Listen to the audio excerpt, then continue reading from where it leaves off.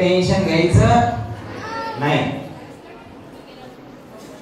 तर बघा या ठिकाणी सुंदर अशा पद्धतीने आपण आजची नालंदा धम्मज्ञान स्पर्धा परीक्षा सुंदर पद्धतीने सोडवली, त्याबद्दल खऱ्या अर्थाने सर्वांचे खूप खूप अभिनंदन।